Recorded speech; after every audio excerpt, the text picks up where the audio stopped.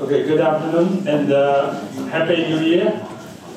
Guests and friends, thank you very much for coming to join us in this afternoon's session.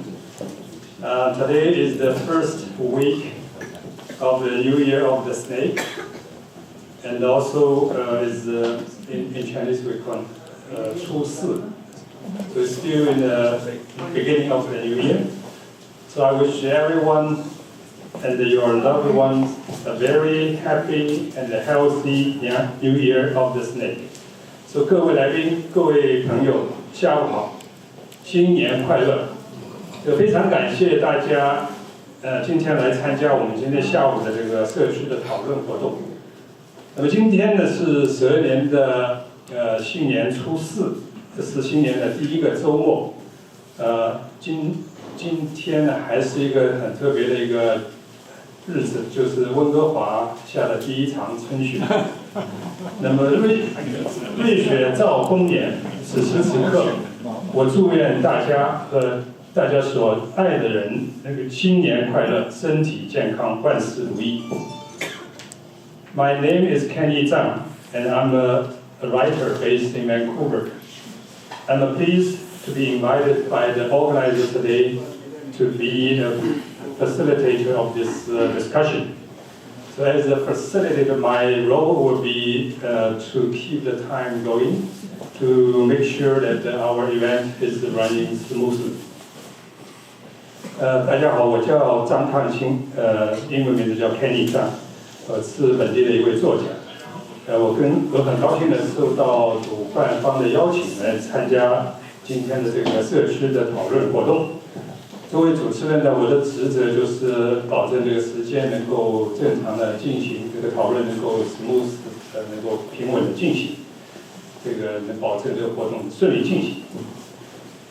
First of all, I would like to take this opportunity to acknowledge that we are gathered today on the traditional, ancestral, and unceded territory of Coast Salish peoples, Squamish, Sparrow, Salwamton, and the Musqueam nations.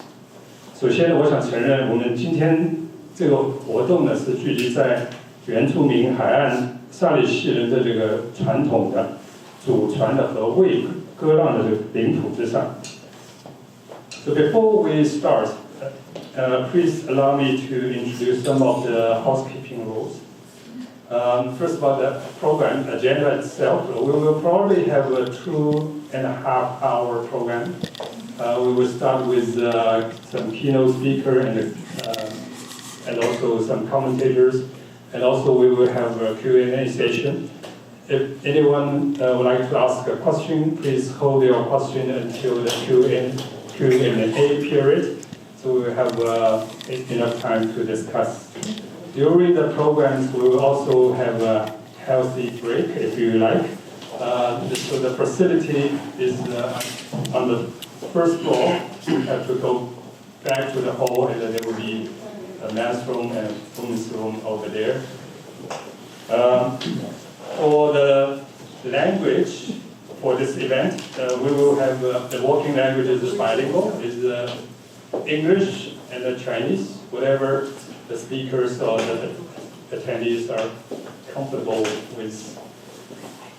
And also this event, because it's a community event, it's open to the public, but we request all the attendees to be respectful to all the participants here, because this topic is going to be a controversial challenge. People may agree or disagree to each other, so as a Canadians, we fully understand the importance of agree to disagree. So we hope that everyone is attending to be in a respectful manner. And also remind everyone here is that we need to respect privacy. Although we will make a record and also the photos, but only record the speakers on this stage. If you want to film individuals, please get the consent from individuals in the audience. It's also related to the filming and reporters. I understand some reporters in the room. Please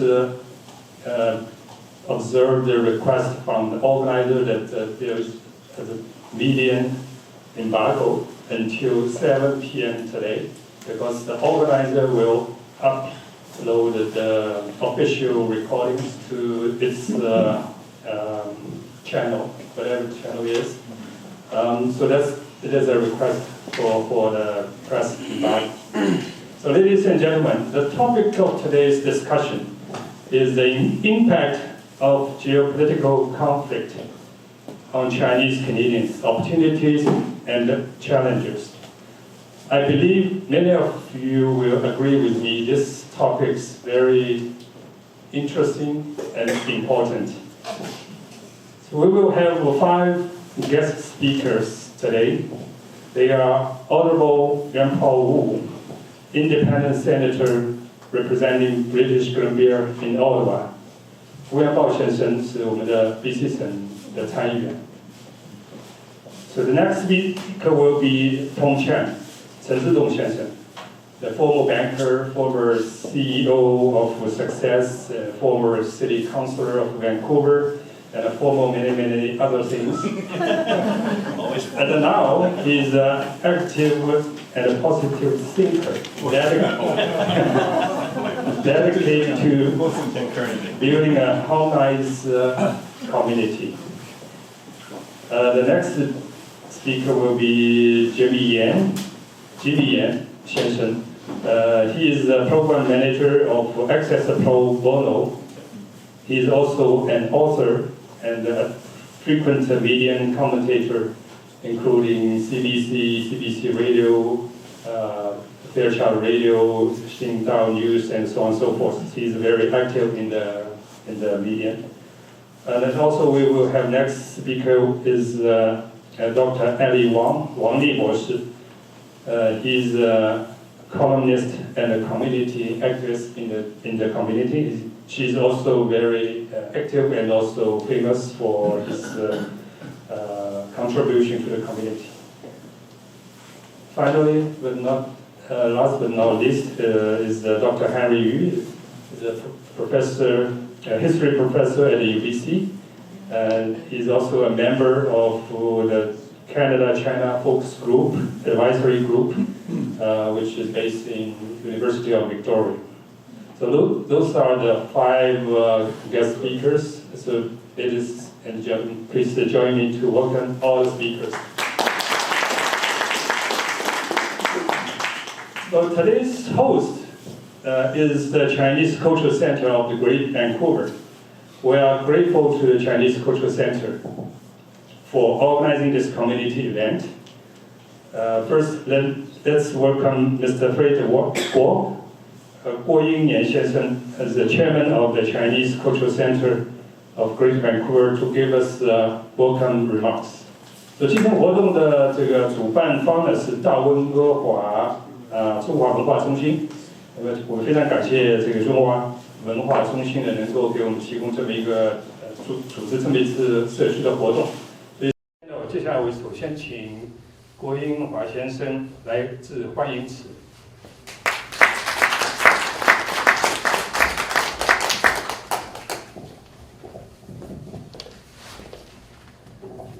Welcome to the Chinese Cultural Center of Greater Vancouver.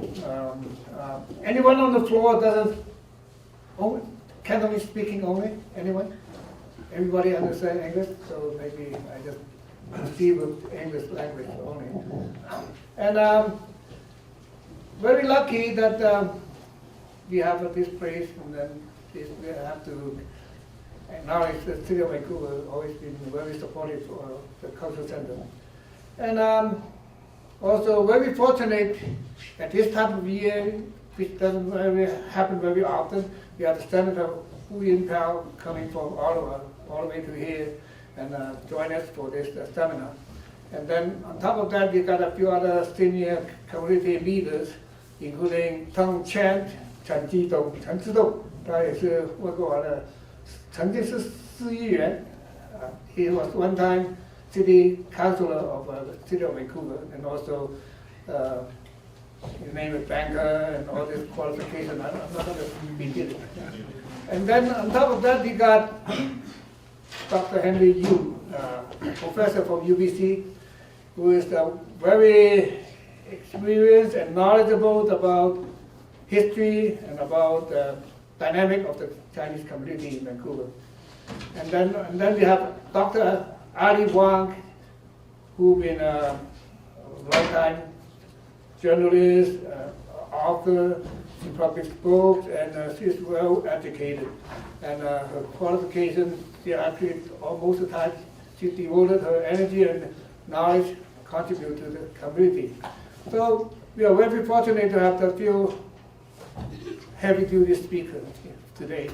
And entering 21st century, we are in uncharted water, and the geodynamic, geopolitics, and the U.S.-China decoupling and all this.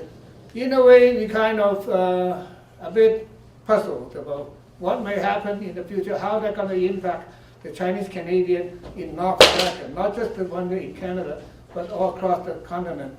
And how we should handle ourselves, that's going to be pretty tricky. So I hope that today, with this few heavy-duty speakers, we can shed some light how we should handle ourselves, navigate our way through the 21st century. Because I expect there's going to be probably the policy change and everything is going to be very different from the 20th century. So anyway, I'm not going to take up too much of time, and I'll leave it to our honorable speaker. Okay, thank you.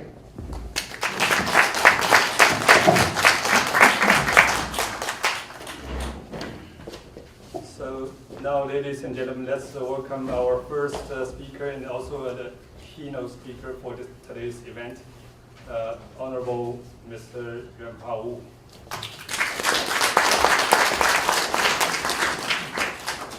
谢谢 Kenny， 谢谢 Fred， 各位嘉宾、女士们、先生们，大家下午好。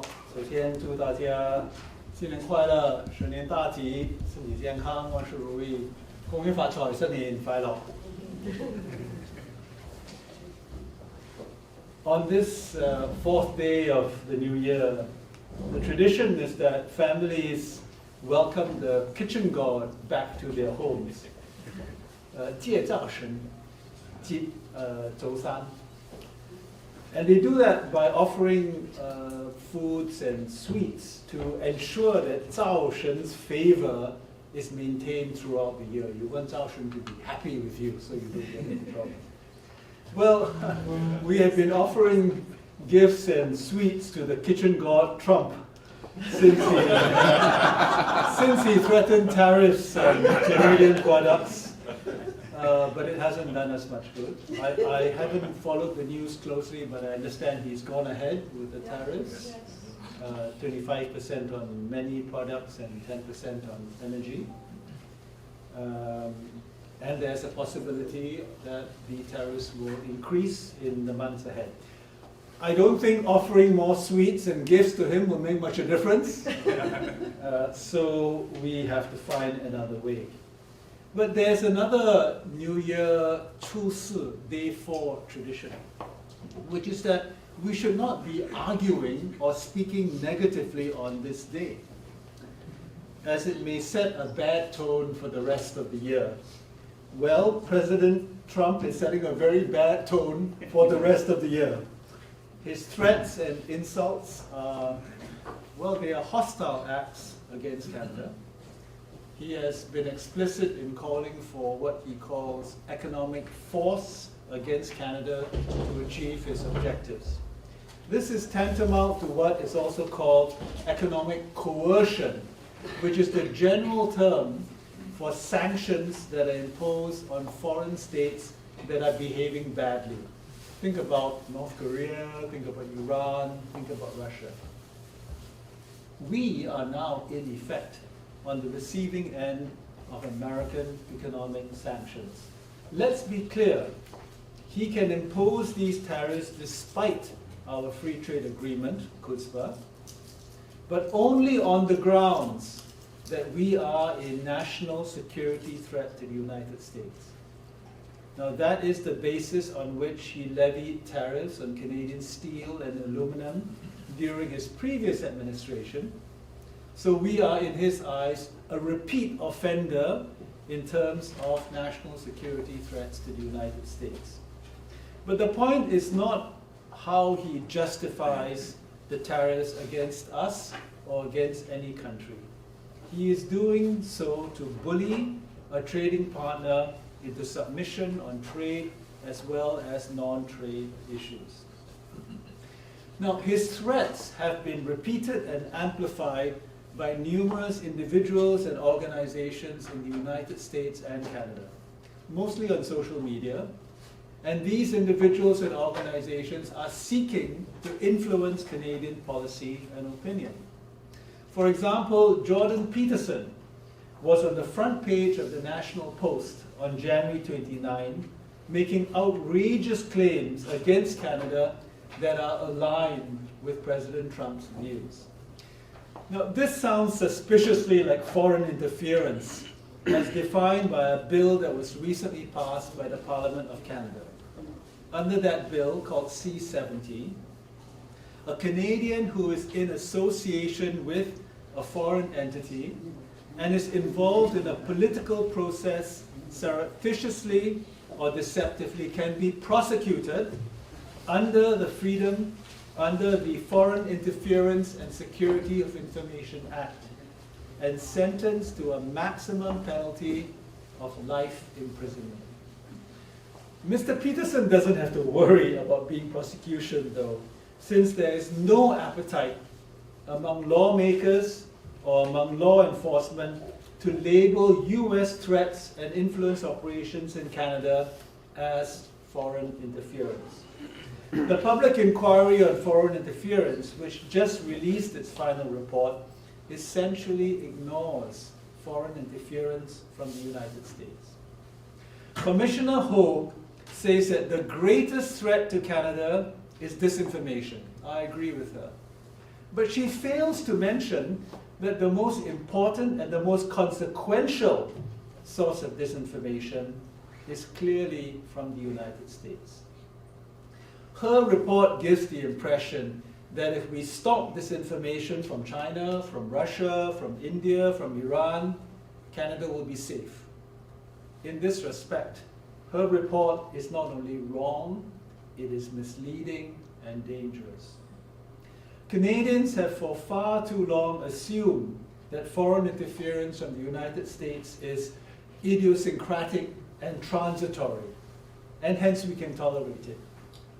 Another common view is that foreign interference from the United States is merely a difference of opinion within a family, and therefore not really a form of foreign interference.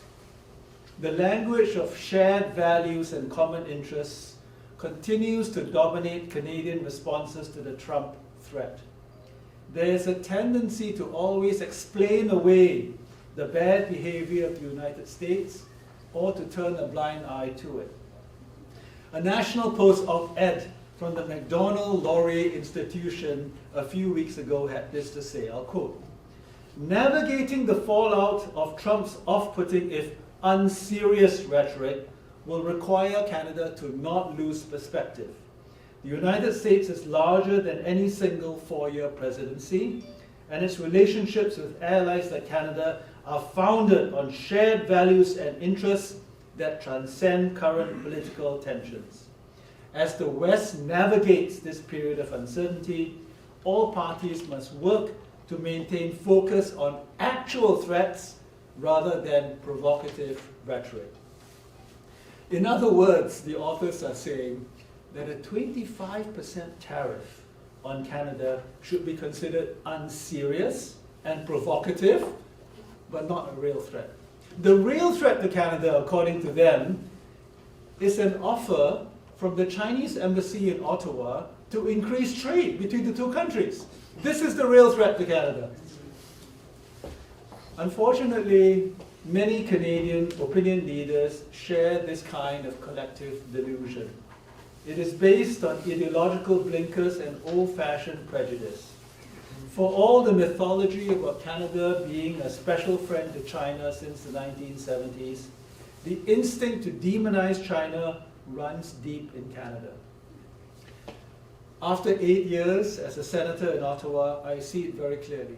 I see it in Parliament, I see it among political staffers, I see it in government departments, in the government relations and lobbyist community, and of course in the media. We are led to believe that the most important foreign policy challenge for Canada is to counter China. We've heard it time and time again from both government and opposition leaders, and across mainstream English and French media and French media as well. It is a mantra, and those who utter this mantra do it almost as if in a trance. There are of course many reasons to be wary about China, which is facing severe economic and social challenges, much of which is self-inflicted. Canadians are understandably uncomfortable with many of the actions and policies of the Chinese government, and they have every right to express the opposition to Beijing, whether it is on the treatment of Uyghurs, on cross-strait relations, or Hong Kong.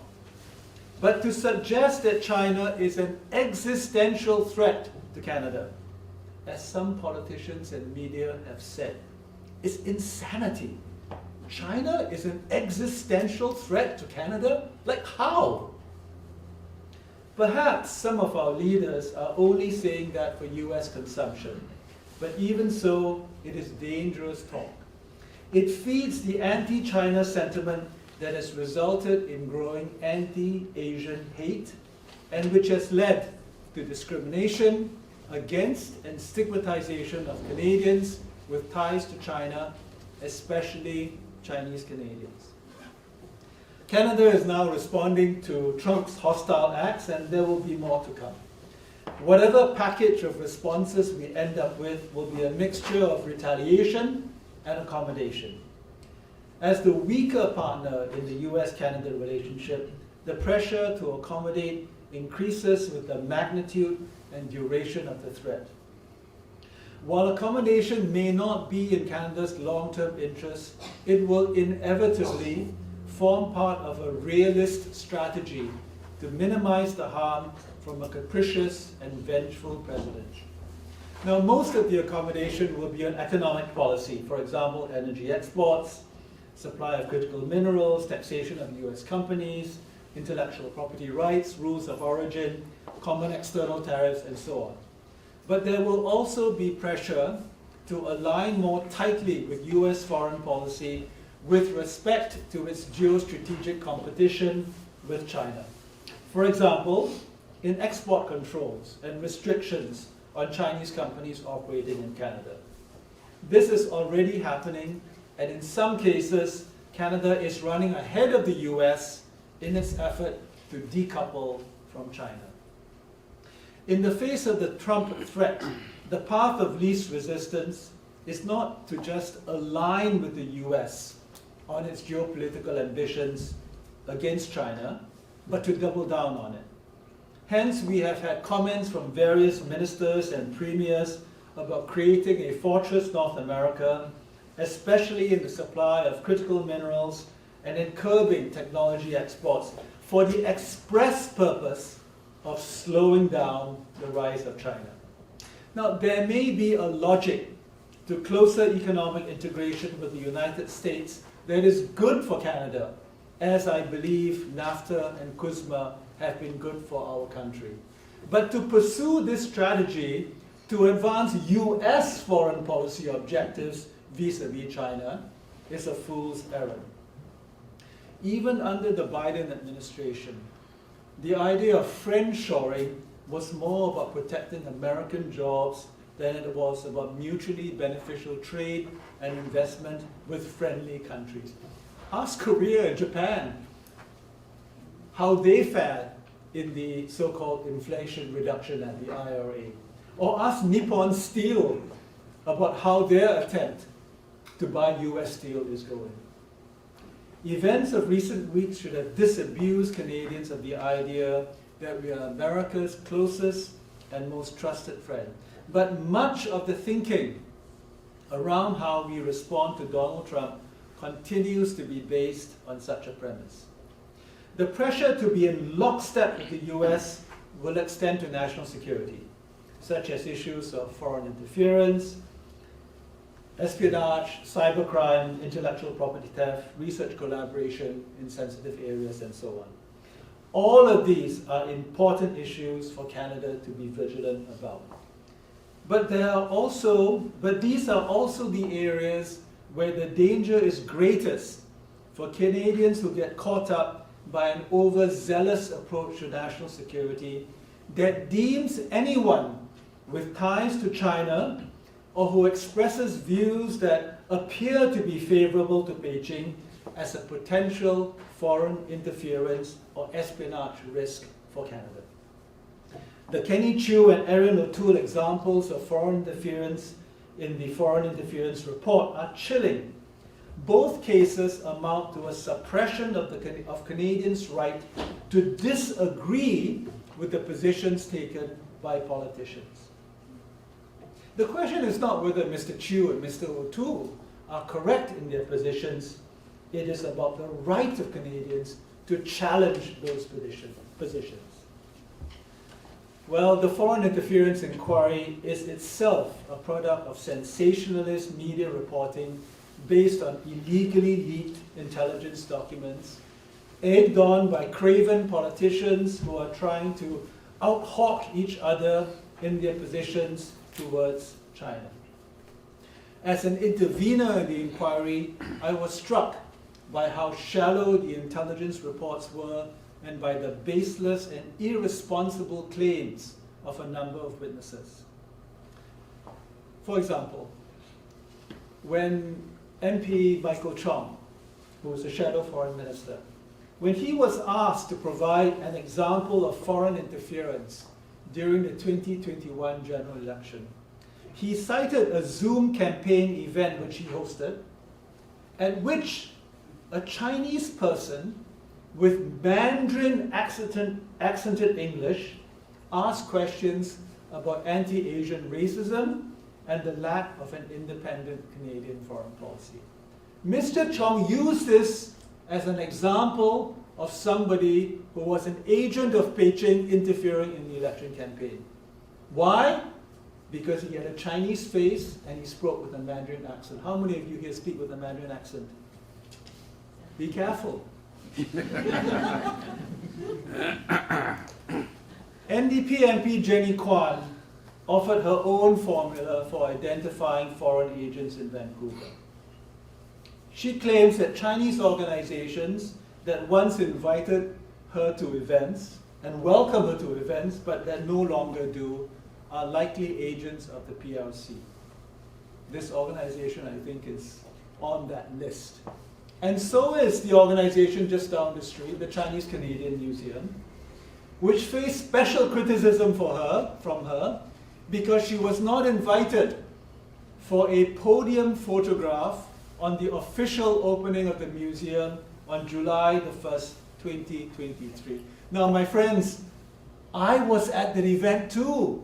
I was sitting a few seats away from Jenny Kwan, and I wasn't invited for a podium photograph, and I am a senator representing British Columbia. But I do not consider not being invited to events as a marker of foreign interference. And I do not consider it my right to be invited to all events by organizations that may or may not agree with my views. You know, these examples would be funny if the consequences were not so grave, especially now that we have a law that could land you in jail for life if you are tagged as a foreign agent involved in a political activity. The definition of being a foreign agent, one of the definitions is if you are in association with a foreign entity. But what does it mean to be in association with a foreign entity? attending an event hosted by a foreign government, meeting periodically with officials from a foreign country, holding views that align with another government, maintaining ties with government-to-government linked organizations in the country you emigrated from, attending this event, listening to Senator Wu speak. There are video cameras here, trying to record the people in this room. And I don't doubt that there will be whispers about whether the people at this event listening to someone like Senator Wu should be considered suspicious. Witnesses at the Foreign Interference Inquiry, including prominent human rights activists in Vancouver, shamelessly accuse Chinese community leaders of being foreign agents without any meaningful evidence. What are they trying to do? Are they seeking to have these community leaders prosecuted under C-70? My friends, we are in the grip of a foreign interference hysteria fed by self-interested media, craven politicians, and opportunistic activist groups. To be clear, I am against foreign interference, especially what is called transnational repression. But the victims of transnational repression do themselves a disservice by recklessly accusing other Canadians of being foreign agents simply because they hold different views. The inquiry has revealed a profound paranoia about a China threat, with numerous examples of witness testimony based on unsubstantiated and spurious claims about Chinese foreign interference. While there are worrying examples of Chinese foreign interference in Canada, especially transnational repression of Chinese dissidents, the threat of Chinese foreign interference in Canada has been grossly exaggerated and certainly pales in significance to the threat facing Canadian democracy from US and domestic sources.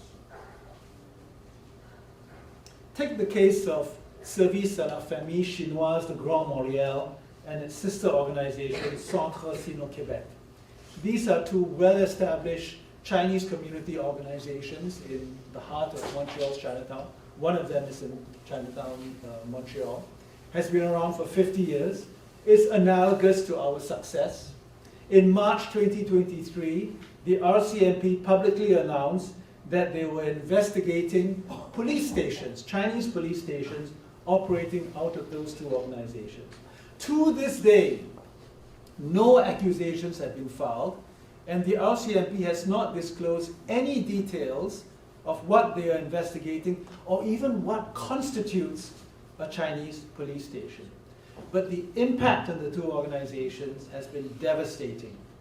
Community services such as French language instruction for new immigrants, legal advice and counseling for those who do not speak English or French, as well as recreation for seniors and youth have been sharply reduced because of a cutback in government funding. Last spring, the loss of tenants due to the stigmatization of the organization resulted in the bank's refusal to renew the mortgage on the building where they are located. The building was saved only because the directors of the organization put up their own homes and their own assets as collateral to renew the mortgage. Now, they have filed a lawsuit against the RCMP. This was done in March 2024, and there has not yet been a response from the police.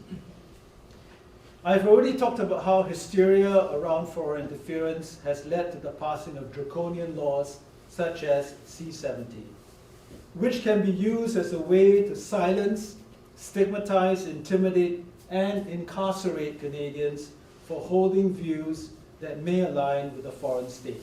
Even though the law is country agnostic, it will almost certainly be used in a discriminatory fashion. Will Canadians who are in association with American interests with respect to trade and border conflicts with Canada be charged under the provisions of C-70? I doubt it. On the other hand, Canadians with ties to China run the risk of being charged with serious criminal offenses if they are found to be taking part in a political process and doing so in association with a foreign entity. With an election just around the corner, the risks for politically active Chinese Canadians are serious. This law will only serve to discourage immigrants with ties to their home countries from participating in Canadian democracy. It is the opposite of what we want immigrants to be doing. 100 years after the Chinese Exclusion Act, there is a new Chinese exclusion emerging. It does not target all Chinese people in Canada, but rather it seeks to divide Chinese people into good Chinese and bad Chinese.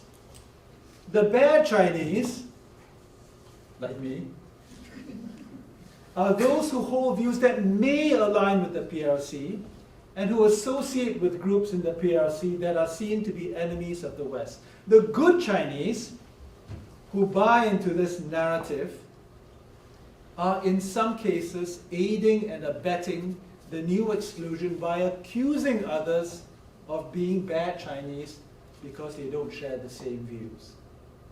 These so-called good Chinese will also deny that there's any racism at play since they are not affected by the stigmatization. Which means the path to becoming a good Chinese is very clear.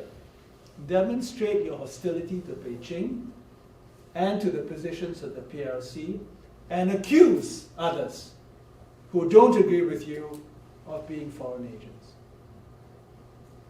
In truth, most of us, certainly I, hold very complex views about China. I'm 3 generations removed from the mainland, born in Malaysia, grew up in Singapore. I have no substantive ties to the mainland, but I am of Chinese heritage. There's a lot to like and there's a lot to dislike about the PRC, and my views are complex, as I imagine your views are as well. But there are people in our community who want to put us in boxes that allow many of us to be labeled as bad Chinese and to run the risk of being stigmatized and charged as foreign agents. Traditional anti-racism and human rights groups do not seem to understand this new threat, and they are unwilling to address it.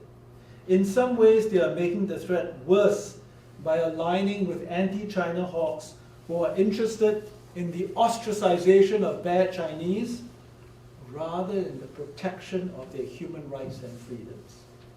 This is where the campaigns against anti-Asian hate from governments to universities to corporations and NGOs have failed.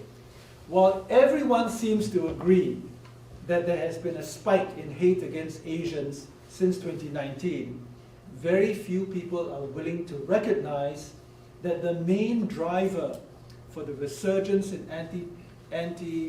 the resurgence of racism is anti-China sentiment. If anything, anti-China sentiment is used as a cover for stigmatization, suspicions, whispers, and outright discrimination against Canadians who have ties to the PRC. My friends, we must stand up to this new Chinese exclusion. I have in mind the creation of an organization which I am calling Rights and Freedoms of Chinese Canadians, RFCC, to advocate for Chinese Canadians in the face of growing anti-Asian discrimination and stigmatization. 100 years after the enactment of the Chinese Exclusion Act, new forms of exclusion directed at Chinese Canadians and at Canadians with links to China are becoming accepted as social and political norms. The weaponization of foreign interference narratives has fostered suspicions about Chinese Canadians and others based on little more than rumors, innuendo, and prejudice. The presumption of disloyalty among Canadians who are involved in improving relations with China or who simply do not accept prevailing narratives about a China threat has resulted in the stigmatization, sometimes leading to adverse consequences for their careers. External pressure, groupthink, and domestic politics have entrenched some of these prejudices into policy and law. Anti-Chinese sentiment has even spilled into domestic hot-button issues such as housing affordability, school enrollment, and social cohesion. The broadest description of this phenomenon is scapegoating, and while it is a phenomenon that affects most visible minority groups, Chinese Canadians face a unique set of challenges because of the current geopolitical context. I have more to say about RFCC, but time is short, and I will skip over that part, but I want to tell you that I cannot do this alone, and those of you who would like to help, I would love to hear from you. Let me conclude. The US-China geopolitical contest will not go away anytime soon. The goal of the United States, regardless of administration, is American primacy in all domains. The goal of the Chinese state, regardless of leadership, is national rejuvenation. The two goals are in many ways antithetical. About 10 years ago, Xi Jinping said that the conflict between the US and China will last 40 years. That means there's another 30 years to go. He is probably right. Now, both sides are hurting themselves and they're hurting each other. But their contest is also hurting other countries, which are increasingly forced to take sides. We are all in for a rough ride.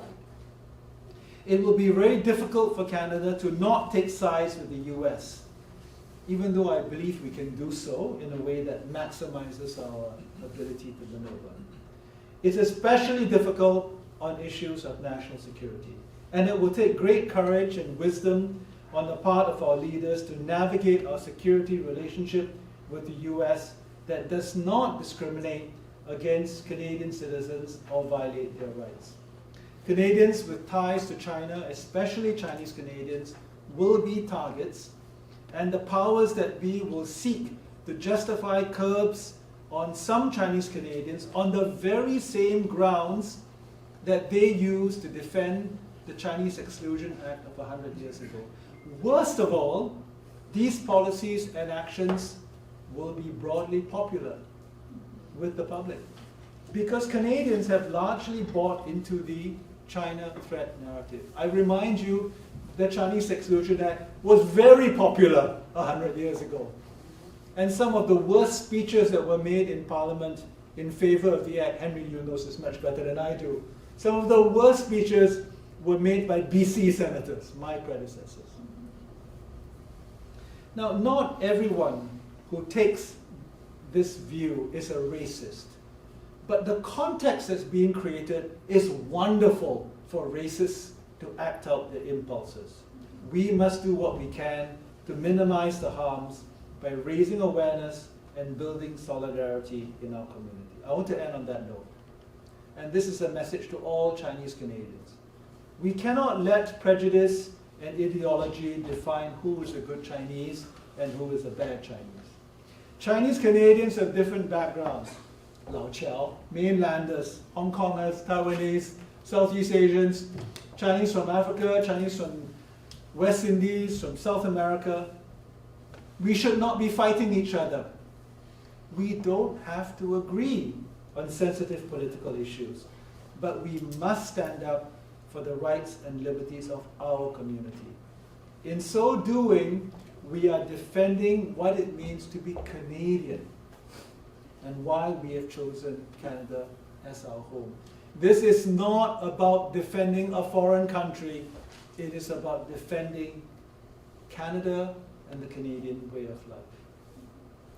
Let me conclude by again wishing everyone a very happy, healthy, and prosperous new year. We have nothing to fear from the golden snake, but we should be on guard against evil serpents all around. And we must strike back. Thank you very much.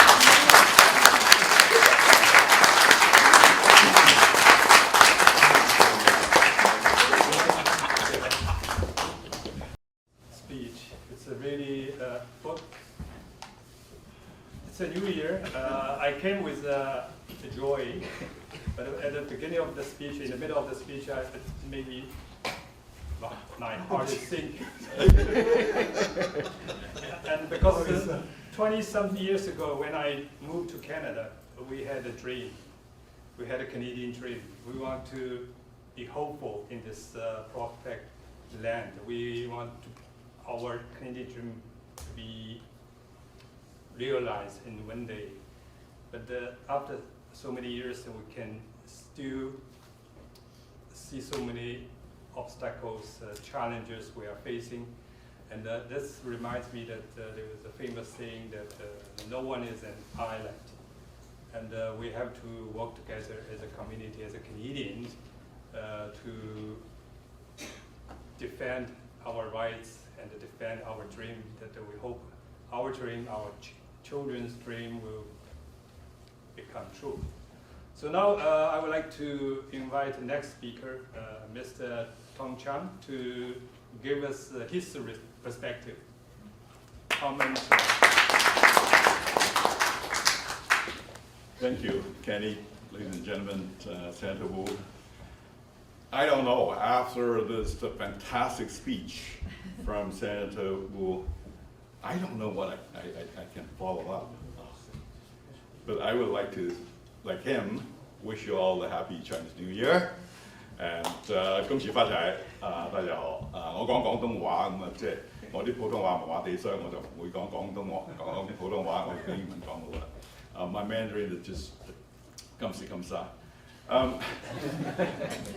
But what you've heard is a senator of our country, the best you can get. He's representing us in the Senate.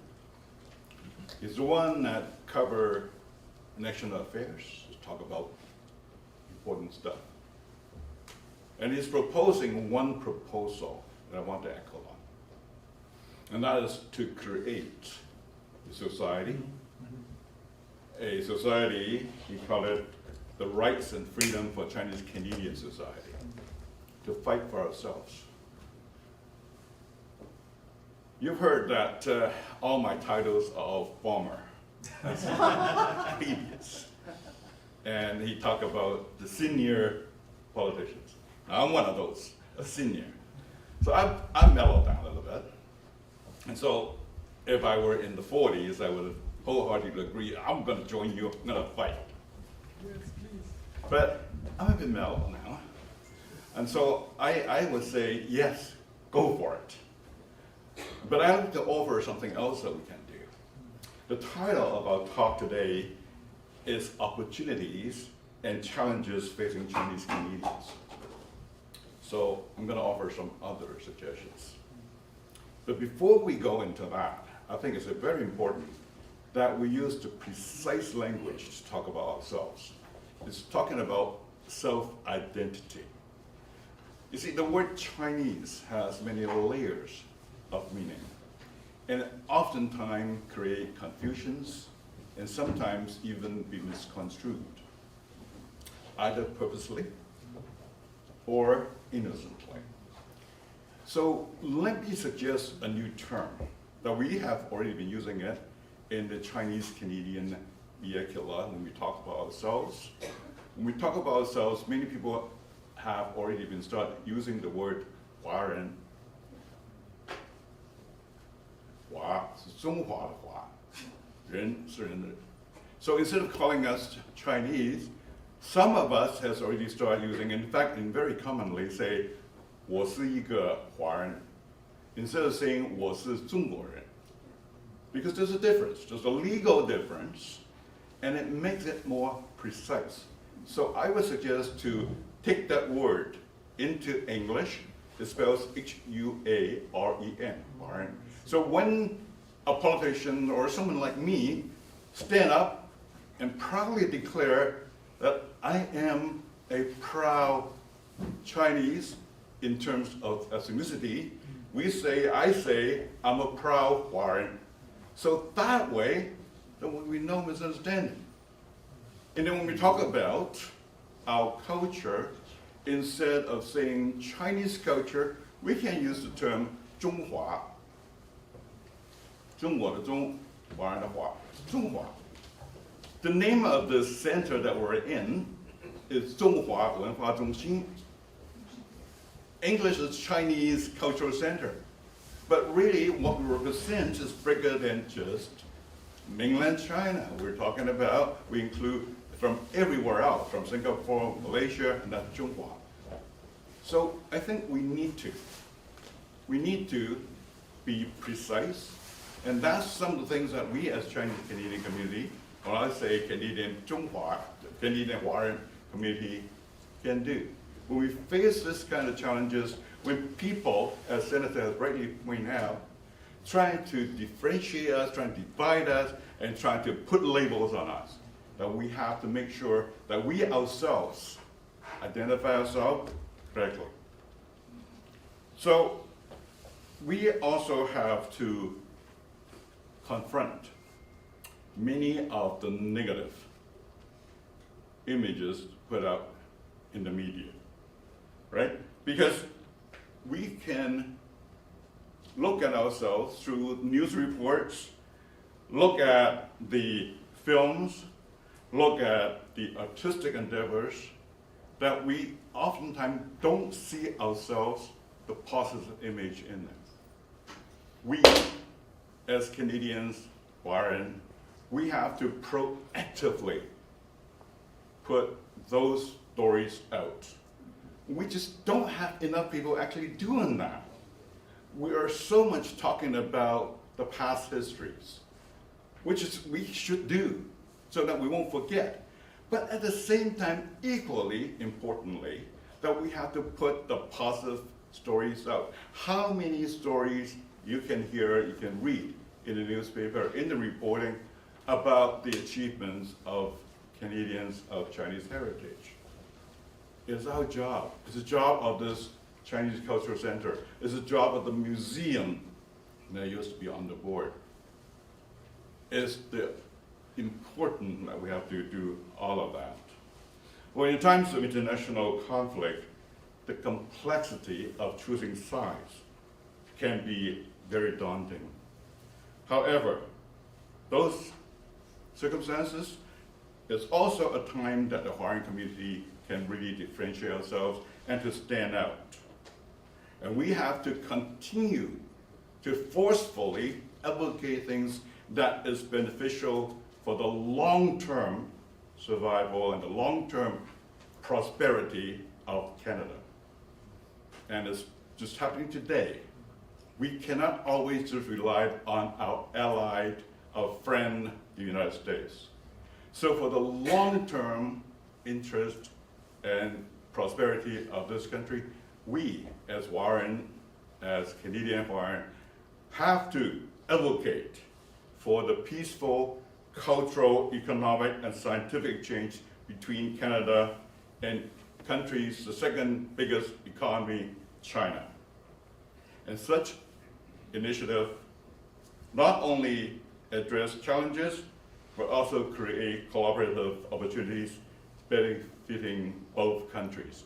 We should be able to stand proud and to say we are doing this, advocating this for this country, for Canada, and do not have to apologize for it, do not have to stand down simply because we have a legislation like C70.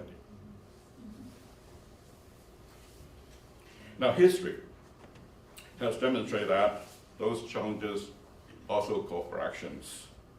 The experience of the Chinese Canadian youth in the Second World War is a prime example. They faced discrimination. They were not even allowed to enlist, and yet they came forward. They enlisted themselves as soldiers, risking their lives to serve a country that even accepted them as its own citizen. And that's something that I would say that as Canadian Huaran, our community would have to do. I served as the honorary captain of the Royal Canadian Navy for 9 years. And I would encourage the more of our second, third generation or newcomers of Chinese heritage to sign up to fight for this country, to be a part of the Canadian Armed Forces. So, in summary, I think the Canadian Hawaiian community finds itself now in a pivotal moment, filled with both opportunities and challenges. We need to draw from history. We need to make sure that we know who we are and where we stand. The community has to come together, encourage action, maybe join force with Senator Wu for this fight for freedom in Chinese Canadian society, or maybe simply actively promote the positive aspect of our community to make sure that our image that presented in the news media, in the arts, in the community, are only the negative history of the past or the negative things that are happening. That's our duty, that's our challenge, and that's our opportunity. Thank you. Chair Dada.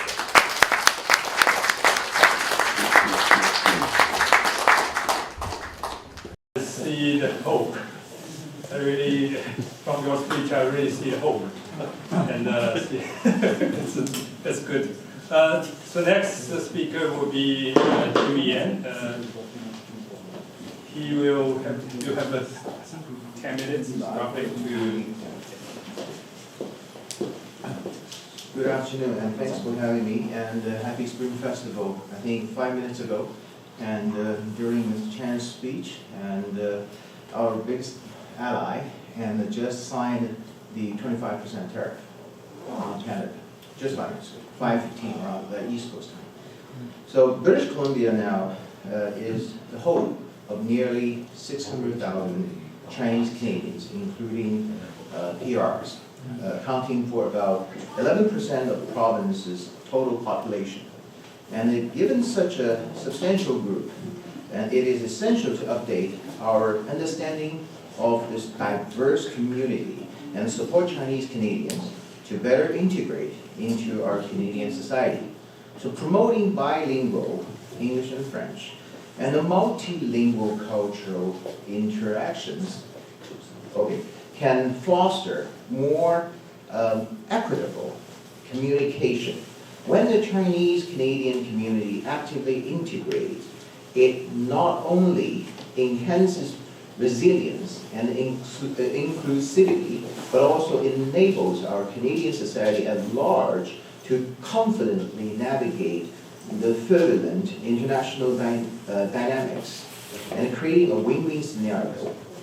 So since the pandemic in 2020, there has indeed been an increase of violent cases targeting Asians.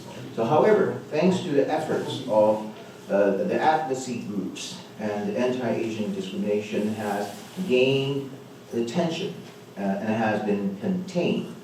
So nevertheless, the advocacy itself has faced criticism, some of which arise from Chinese immigrants internally.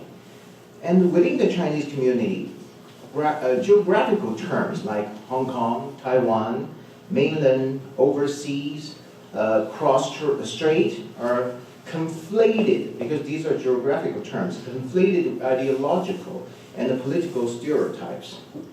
If we can refer to the 1910, which is the early 20th century, from the Qing dynasty, so the geographic textbook of China, and then they have a categorization of capital and the 22 provinces, along with Mongolia, Xinjiang, and also Tibet. And if we can use these terms and put it aside ideology, if these terms are used so more practically and accurately, then we can describe this diverse origins of Chinese Canadians. When we realize that Chinese Canadian community is a multilingual and a multicultural group, it is natural that this community will always have differences in terms of perspectives and attitudes toward its future. So we must avoid generalizations and oversimplification through a singular and a biased and somehow condescending point of view. Due to the diversity within the Chinese-Canadian community, including variations in economic and development, religious practices, and geographic origins, and their levels of integration differ significantly. Some have lived in Canada for generations, and with descendants who no longer speak the Chinese language, or dialect even.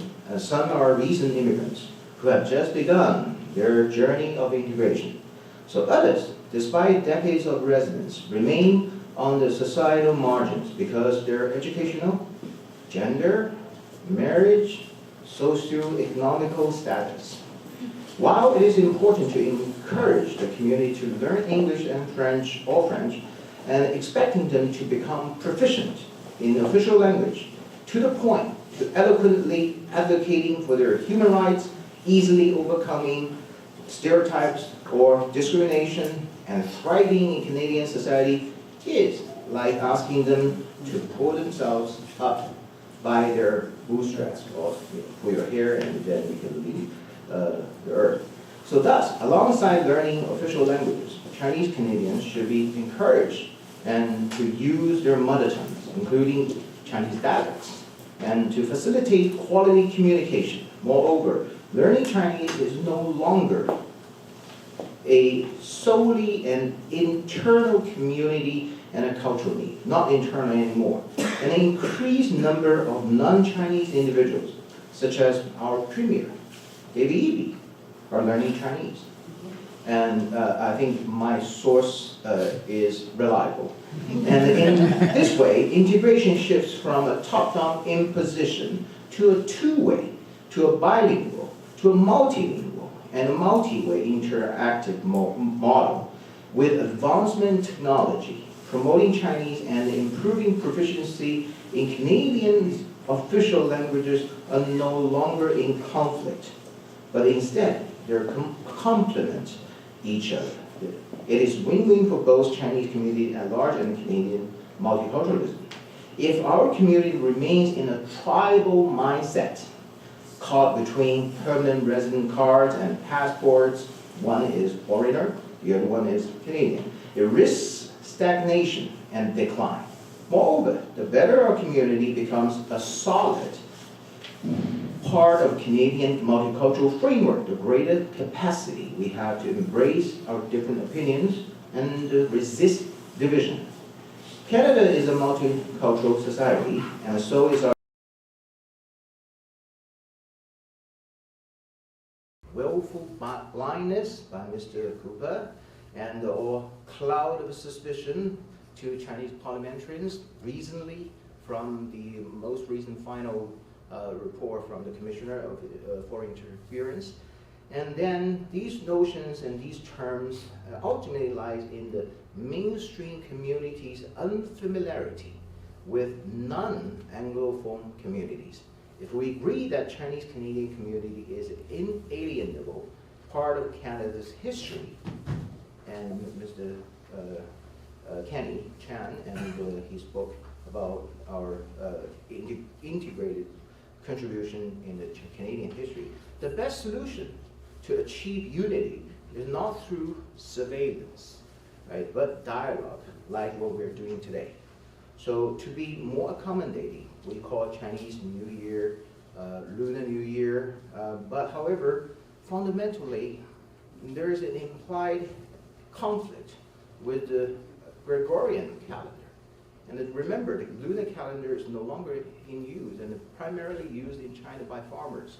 I'm not saying this in a condescending manner. I'm just saying, like, but however, it's not Lunar New Year anymore. It's a celebration of spring from before the 1949, right? That's early 20th century, recognized the Spring Festival and by Yuen, I guess.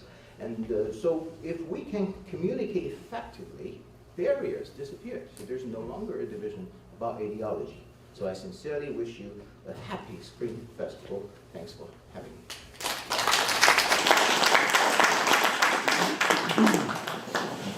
So we will have next speaker, Dr. Ali Wang, and that's before the health break. That's the last speaker. Let's welcome.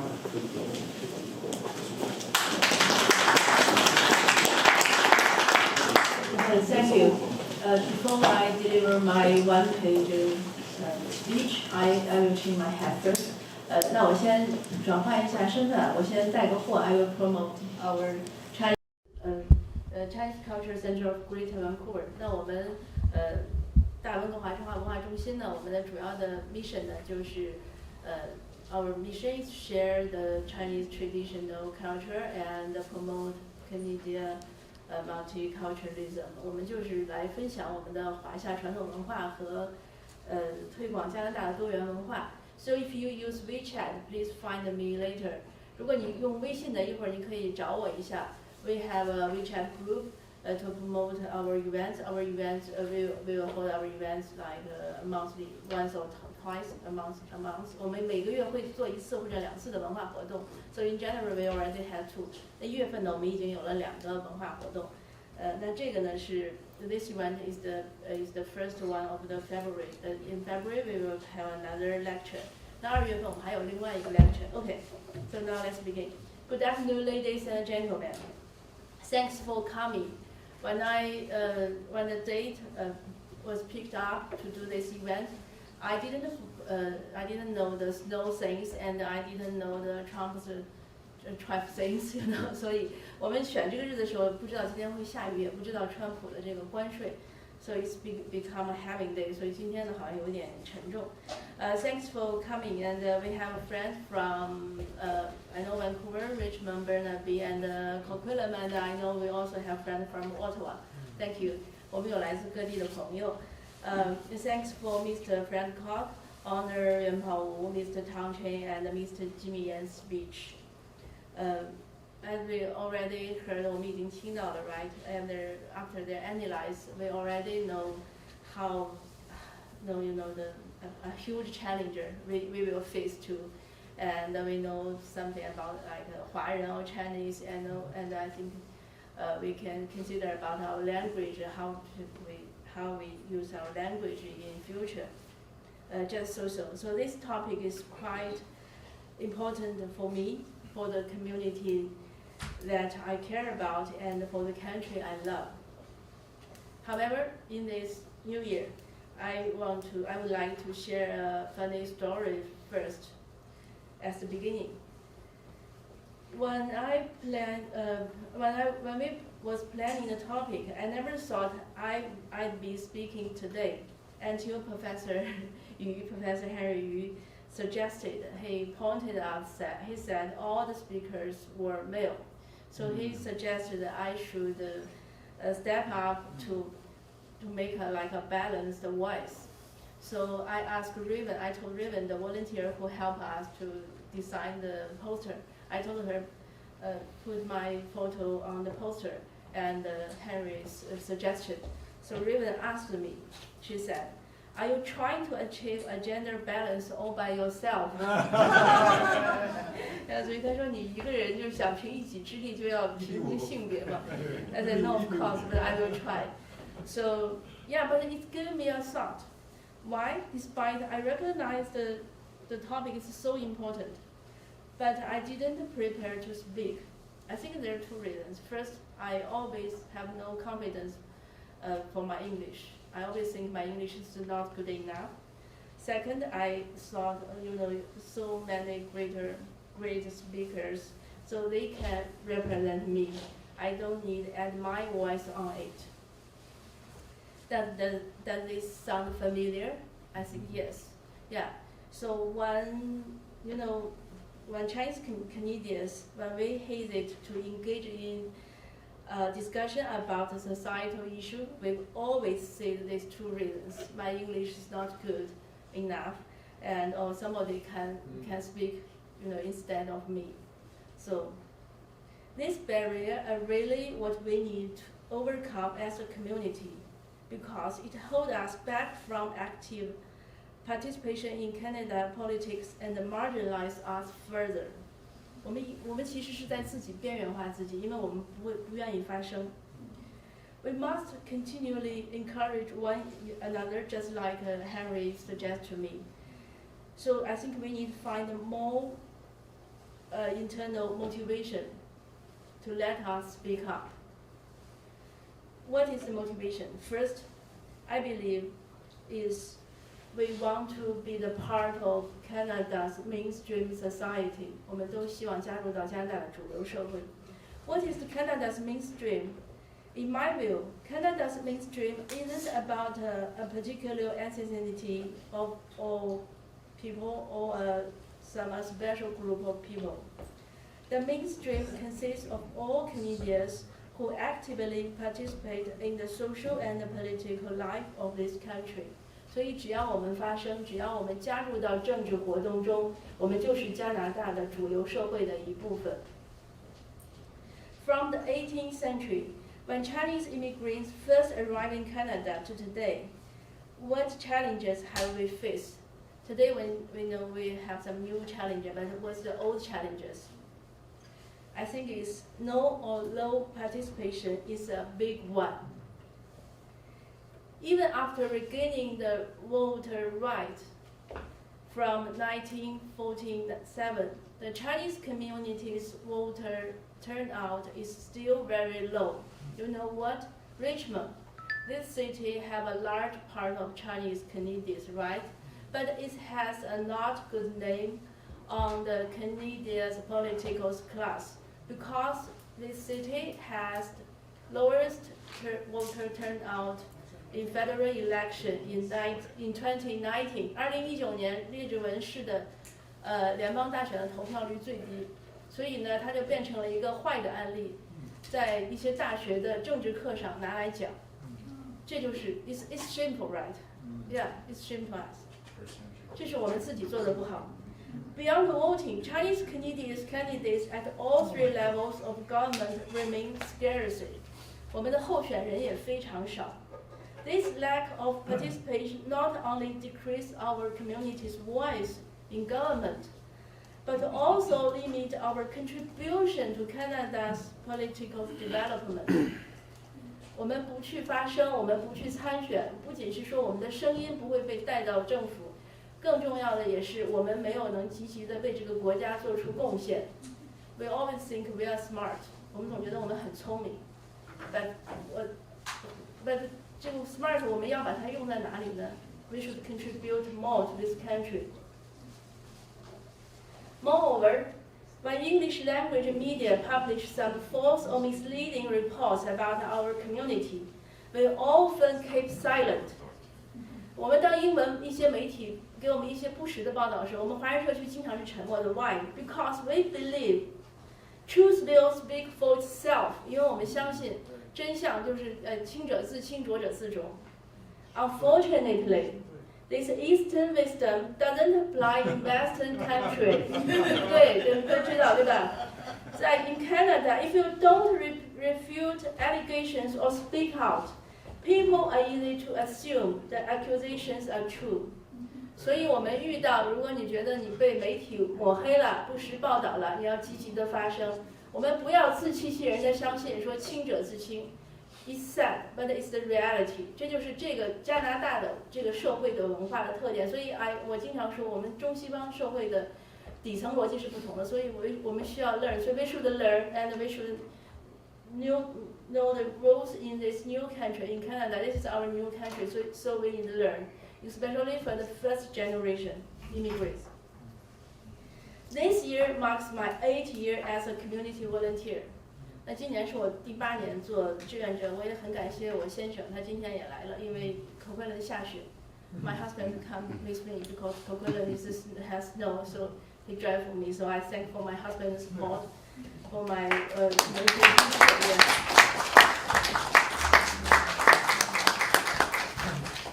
Over the years, when I encourage Chinese Canadians to speak up, I often heard a kind of question.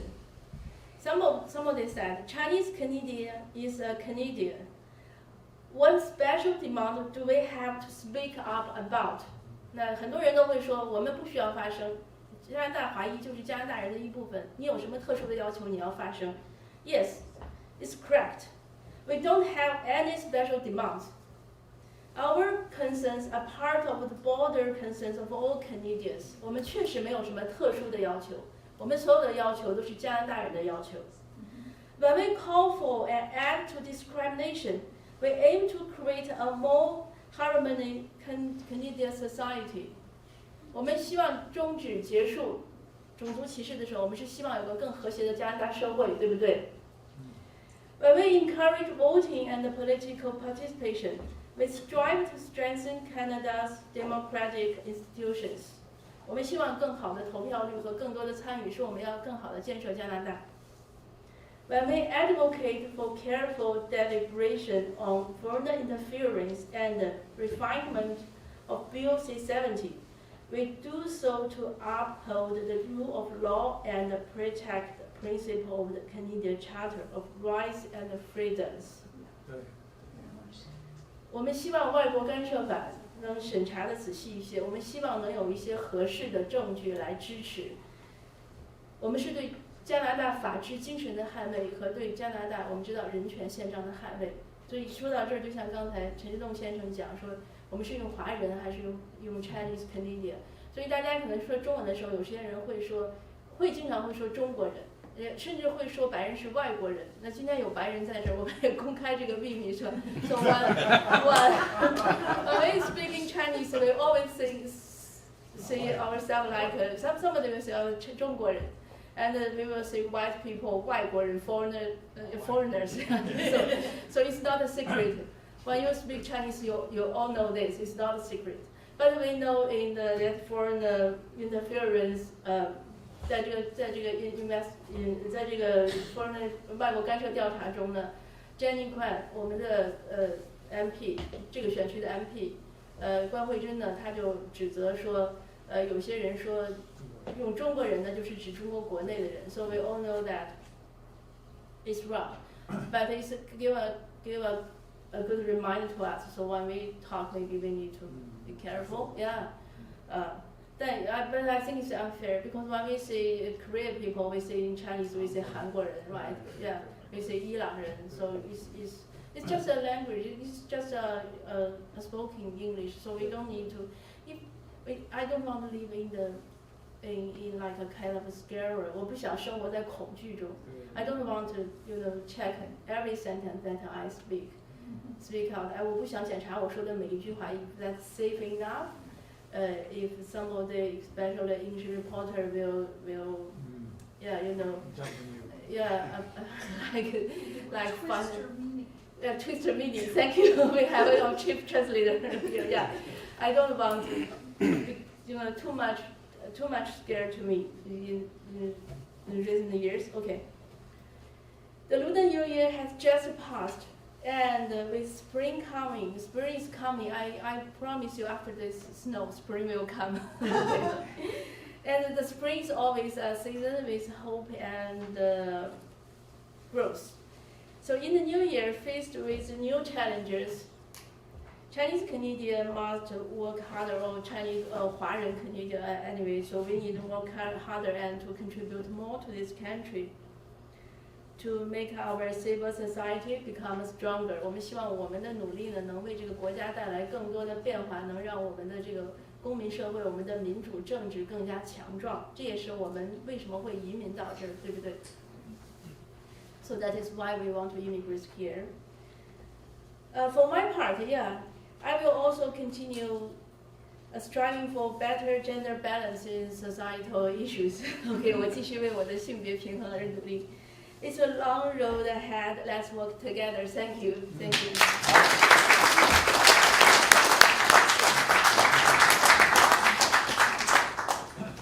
Well, ladies and gentlemen, please join me to give another round of applause to all our speakers.